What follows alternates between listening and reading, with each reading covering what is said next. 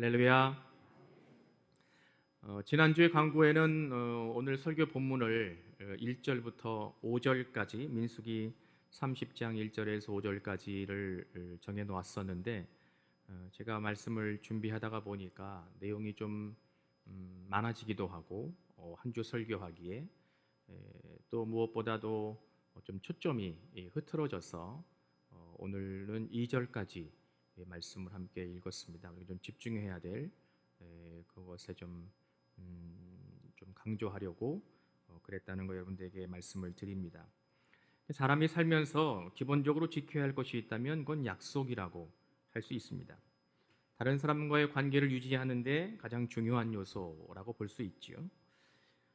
약속을 잘 지키지 못하면 사람 간의 신뢰가 떨어집니다.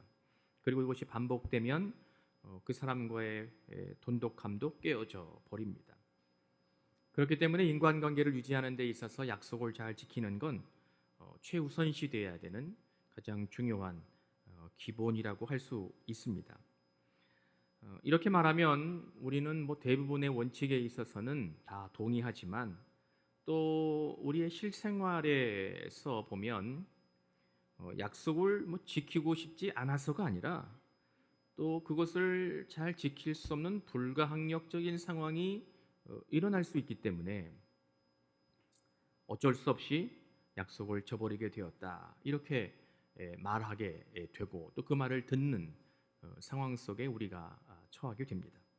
이때 사람들은 이해하기도 하고 또 배려해 주기도 하고 그렇지만 약속은 반드시 지켜져야 된다는 원칙이 깨진 것만큼은 부인할 수 없는 일이 되지 않겠나 싶습니다. 제가 얼마 전에 어느 목사님으로부터 자신의 목회에 관한 이야기를 들을 수 있는 기회가 있었습니다. 우리 감리교단과 타교단 목사님들이 좀 연합으로 좀 모여서 거창한 건 아니지만 이제 뭐라고 그럴까요? 시작하는 단계에 있는 것 같아요. 저도 거기에 계속 해야 되는지 말아야 되는지 좀 고민하고 있는 한국 목회자 40대 50대 목회자를 중심으로 한국 교회를 좀 어떻게 새롭게 할 수 있을까, 이런 거에 고민하는 40, 50대 목사님들이 모여서 교단을 불문하고 좀 새로운 일을 해보자 이렇게 추진하는 일이 있습니다. 거기에 이제 첫 모임에 갔다가 이야기를 좀 어떤 목사님의 목회에 관한 이야기를 듣게 되었습니다. 그 목사님은 한 만 3년 전에 한 교회 담임으로 부임하게 됐습니다. 역사가 오래된 한 130년 된 정말 굉장히 역사가 오래된 교회이지요.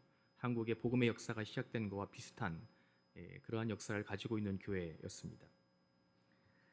그 교회 이제 부임해서 목회를 시작을 했는데 늘 이제 자신의 목회 방향과 또 새롭게 섬기게 된 교회의 상황이 너무 달라서 고민이 많다, 이런 이야기를 하셨습니다. 하나님께서 자신에게 이 교회에 보내신 하나님의 뜻이 있을 텐데 그것을 어떻게 좀 잘 이루어갈 수 있을까 기도하면서 목회를 좀 잘 해보려고 부단히 애를 쓰고 있다, 이런 말씀 하시더라고요. 저는 그 목사님의 목회 이야기를 들으면서 다른 거는 잘 모르겠고요. 제 기억에 남았던 거 하나 분명하고, 그 목사님의 목회에 있어서의 굉장히 두드러졌던 것 하나는 그 목사님이 선교적 교회를 꿈꾸고 있다는 거였습니다. 선교하는 교회, 선교 공동체 이런 것을 꿈꾸고 있는 목사님이었던 거죠. 그 목사님은 그 교회 담임으로 오시기 전에 꽤 큰 교회의 부담임으로 섬기면서 교육 담당하고 이러한 목사님으로 이제 섬기면서 그 교회의 학생들 또 청년들을 데리고 국내, 해외 이런 곳에 선교적 공동체를 어떻게 만들어갈 수 있을까, 이거 굉장히 고민 많이 하고 또 경험도 많고 오랫동안 해외나 국내에 그 교회 학생과 청년들을 데리고 선교 공동체 또 선교하는 교회를 만들어 가려고 노력했던 좀 굉장히 어렵고 힘든 상황이었지만 그럼에도 불구하고 정말 참 기쁘게 사역을 감당했던 그런 목사님이셨습니다. 그렇기 때문에 언젠가 그 목사님은 하나님이 나에게 기회를 주셔서 로컬 처치, 한 교회를 내가 담임하게 되면 정말 선교에 올인하는 교회를 만들어 봤으면 좋겠다, 이러한 이제 선교적 비전을 가지고 계셨던 목사님이셨다는 겁니다. 좀 전에 말씀드렸던 것처럼 한 3년 전에 그 교회에 담임으로 부임하게 되었는데 그 교회를 이제 담임하고 목회를 시작하다 보니까 그 교회는 선교에 대해서는 별로 관심이 없는 교회였던 거예요. 현상 유지하는 것만으로도 만족하고 있는 교회였던 거죠. 그 목사님이 볼 때 교회의 기본, 교회됨의 기본조차도 잊어버린, 망각해버린 그러한 교회적 상황이었다는 걸 알게 된 겁니다. 교회 재정이 넉넉해지면 건물을 사든지 땅을 매입하는 것이 좋다고 그 교회 성도들은 생각하고 있었답니다. 하나님께서 그 성도들에게 교회에 복을 주셨다면 그것은 선교를 위해서 사용해야 된다고 늘 설득해야 되고 또 그런 것이 굉장히 어려운, 쉽지 않은 교회였던 겁니다. 부동산을 늘리는 것보다 지역 주민이 교회에 좀 쉽게 편안하게 찾아올 수 있도록 교회 문을 열고 개방하는 데 시설을 좀 변경하고 이런 것을 결정하려면 수없이 많은 회의를 거쳐야 되는, 이거 뭐 크게 뭐 이렇게 오랫동안 회의를 할 문제가 아닌 것 같은데 우리 교회 상황으로 보면 말이죠. 그런데 그 교회는 그거 하나 결정하려면 수도 없이 많은 회의를 거쳐야지만 겨우 작은 변화를 시도할 수 있는 그러한 교회였던 겁니다. 정말 힘겹게 목회를 하고 계셨습니다. 제가 볼 때. 그러다가 이제 그 목사님의 이야기를 제가 듣다가 문득 제 머릿속에 깨달아진 것은 그 교회는 역사가 130년 되었다면 그 교회는 오래전 선교사에 의해서 설립된 교회였을 거라는 겁니다. 외국의 선교사가 자신의 생명을 걸고 구한 말, 정말 그 역사적으로 굉장히 그 역동의 시기를 보냈을 그 시간, 그때 조선이라고 쓰여졌던 말 불려졌던 바로 그 시대에 복음을 들고 이 땅에 들어와서 복음의 씨앗을 뿌려서 이 우리나라의 거민들이 하나님 나라의 백성으로 살아갈 수 있도록 선교사님들의 헌신과 땀, 그것에 의해서 교회가 세워진 거였습니다. 그 교회가 그 선교사님들이 섬겼던 본국 교회의 그 엄청난 후원으로 그 지역의 교회가 세워진 거였습니다. 선교사님의 선교적 열매가 바로 그 교회의 결과물이었던 겁니다. 그때 교회가 세워질 당시 복음을 들고 믿음의 사람으로 살기로 결단했던, 하나님의 백성으로 살아야 되겠다고 결심했던 그 교회의 첫 세대, 그들이 꿈꾸었던 것은 바로 무엇이었을까요? 선교였습니다. 은혜를 받았으니 나도 은혜를 나누며 살아야지. 그것이 그 교회의 첫 세대가 꿈꾸었던 교회의 본질적 모습이었던 겁니다. 제가 그 교회 역사를 좀 살펴보니까 그 교회는 선교하는 교회가 되어야 되겠다고 결심했던 교회였음이 분명했습니다. 그런데 지금은 한 130년이 흐른 이 지금은 선교에 대해서 아무런 생각이 없는 교회가 되어버렸습니다. 교회 재산을 늘리는 것이 최우선 순위가 되어버렸습니다. 선교하는 데 재정을 쓰느니 부동산에 투자하는 것이 훨씬 더 교회가 안정적으로 유지되는 길이라고 믿어버리는 그러한 교회가 되어버린 겁니다. 제가 볼 때 그 교회는 하나님과의 약속을 저버린 교회였던 겁니다. 그런데 하나님은 그 교회가 그 오래전 하나님과 약속했던 선교 비전을 잊지 않고 계셨습니다. 그래서 그 교회에 선교적 꿈을 꾸고 있는, 선교에 대한 사명과 열정이 있는 목회자를 그 교회에 보내신 것이라고 저는 생각하게 되었습니다. 하나님은 그 교회를 향하여 약속을 지켜라, 너희가 나에게 한 약속을 지켜라, 그렇게 말씀하고 계시는 것 같이 저에게는 생각되었습니다. 하나님은 그 교회를 향하여 약속을 지키라고 말씀하고 계심에 분명하다고 저는 그 목사님의 목회 이야기를 들으면서 도전이 되고 또 생각하게 되었던 겁니다. 저는 오늘 우리 성도들과 함께 혹시 우리가 잊고 있는 하나님과의 약속이 있지 않나 함께 묵상해 보려고 합니다. 하나님께서 들려주시는 말씀에 귀를 기울이고 또 우리가 기억해야 하는 하나님과의 약속이 있다면 지금이라도 우리가 지키기로 결단하고 또 그러한 은혜가 오늘 예배를 통하여 우리 모든 성도들에게 충만하실 수 있기를 주님의 이름으로 기원합니다. 교회 공동체 안에서 약속이라는 말은 좀 아주 단순하면 성경에 두 가지 의도를 가진 말로 쓰여진다고 볼 수 있습니다. 하나는 언약이라는 말입니다. 하나님께서 그분의 백성과의 일방적으로 맺는 약속을 우리는 언약이라는 말로 생각합니다.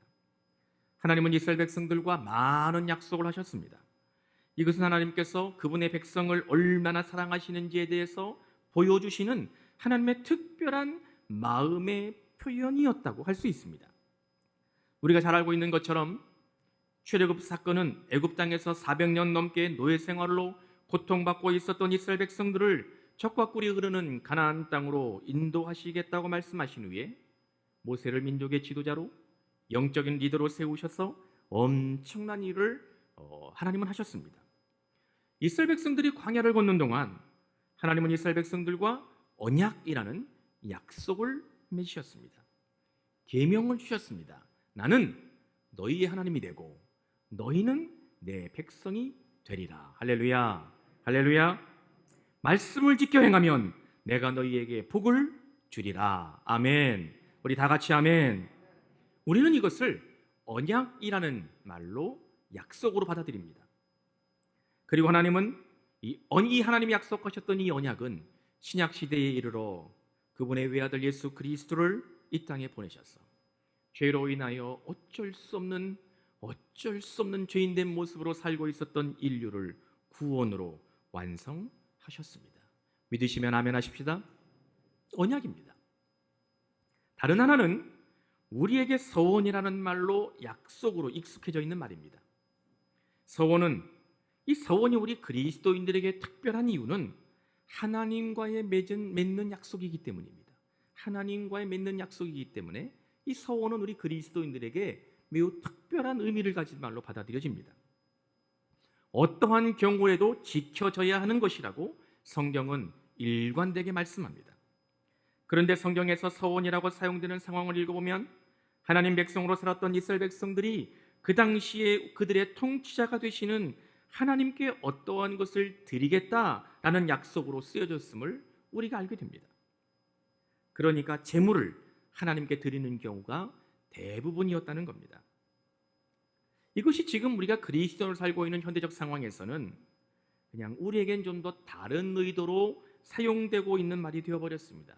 예를 들어서 하나님의 종이 되겠습니다. 목사로 살겠습니다. 이것이 소원으로 우리가 이해하게 되는 그런 말이 되어버렸다는 거죠. 신학교에 들어가서 신학적 훈련을 하고 안수받은 목사로 내가 살겠다는 것, 그것이 마치 언약으로 동일시되는 말로 우리에게 받아들여져 있습니다.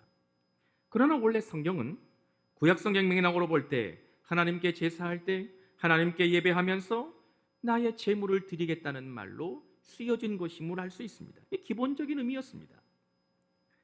물론 좀 확대된 의미로 좀 전에 말씀을 드렸던 것처럼 내 삶 전체를 하나님께 드리겠다, 이러한 말로 좀 확장돼서 쓰다 보니까 주의 종으로 살겠다, 이러한 말로 우리가 받아들이게 된 말이기도 하지만 어쨌든 가장 중요한 의미는 하나님께 예물을 드리겠다, 그러한 말로 쓰여졌다는 겁니다.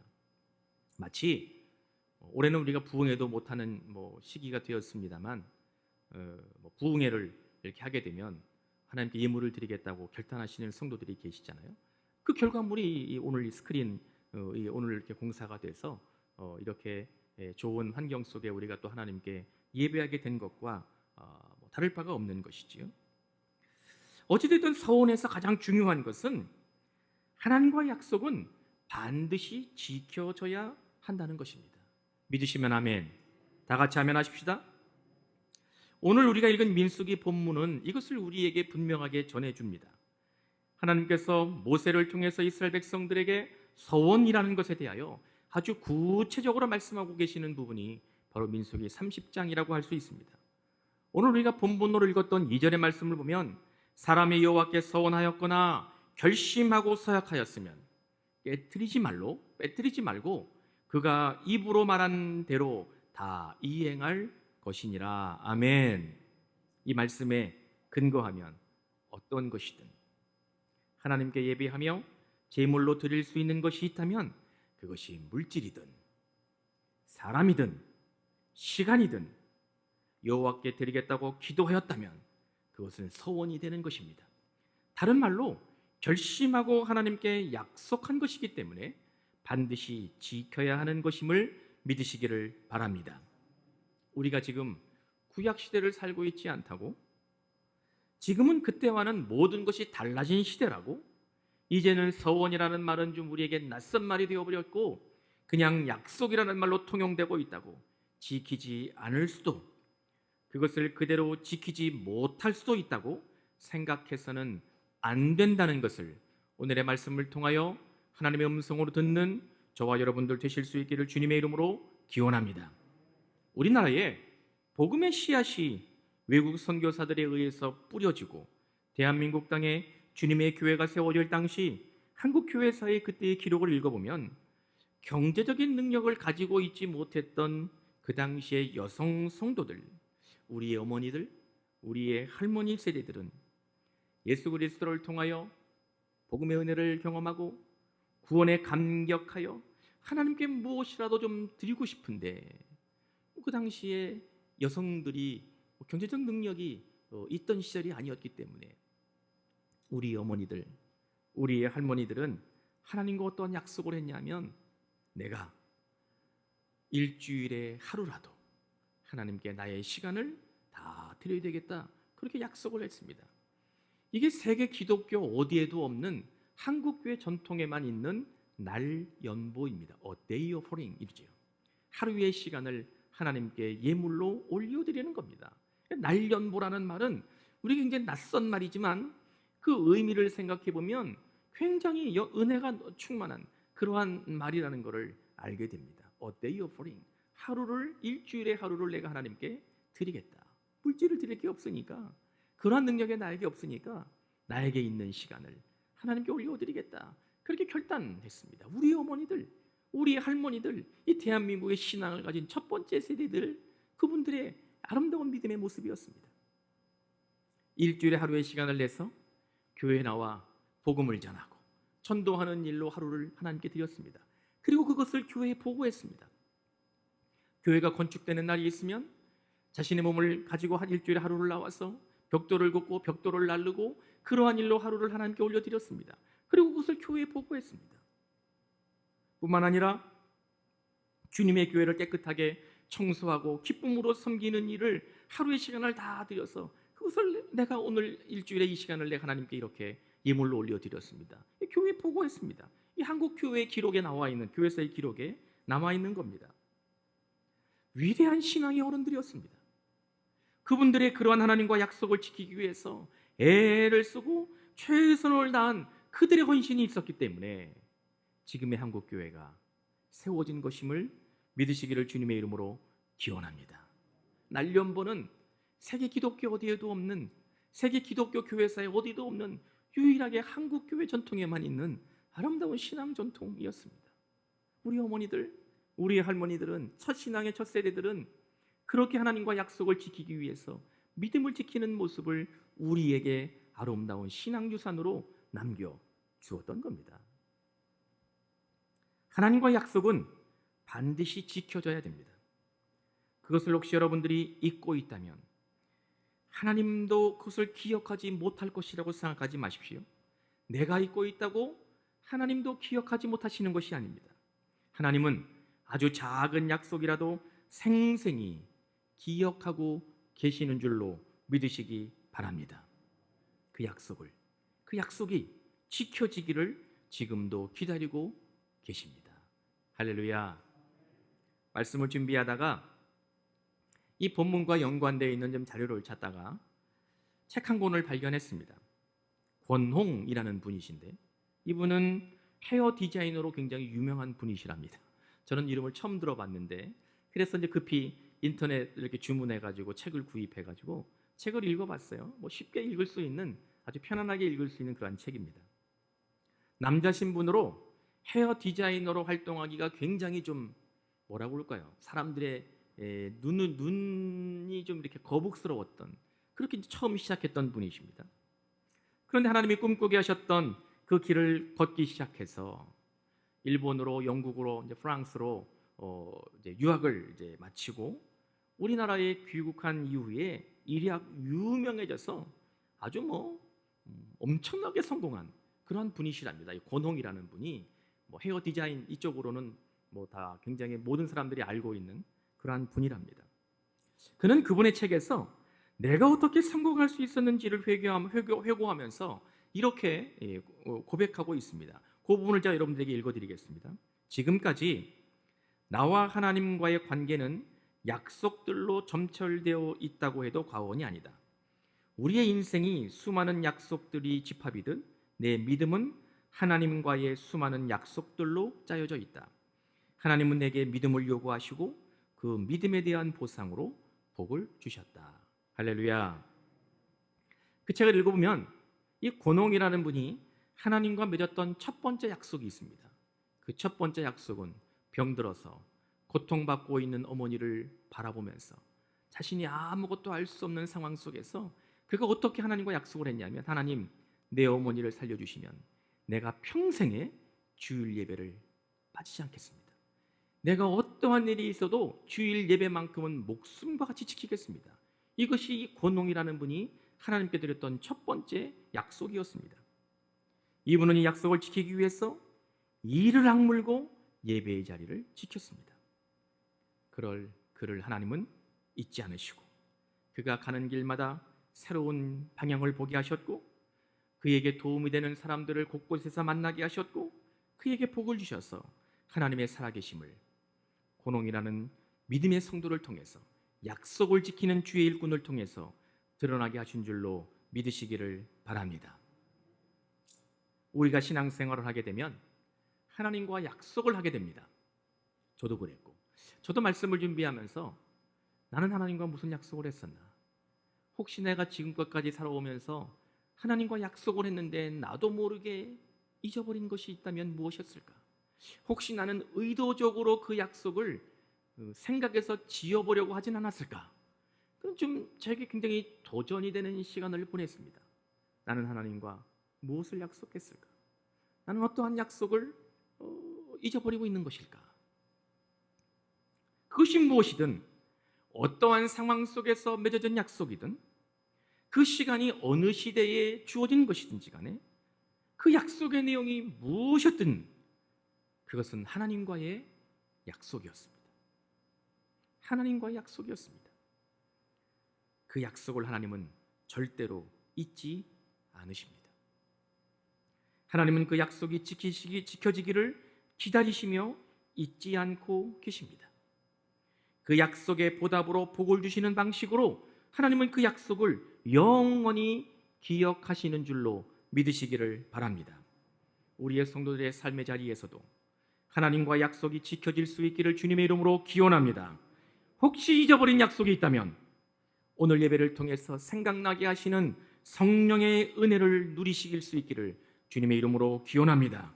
하나님께서 지금도 기억하고 계시는 그 약속을 우리가 다시 한번 생각하고 그 약속을 지키기로 결단하고 그 약속을 지켜내는 믿음의 모습을 통해서 하나님 우리 모두에게 크고 놀라운 은혜와 우리가 생각하지 못했던 방식으로 부어주시는 복을 우리 모든 성도들이 여러분들의 삶의 자리에서 매일매일 누리실 수 있기를 주님의 이름으로 축원합니다.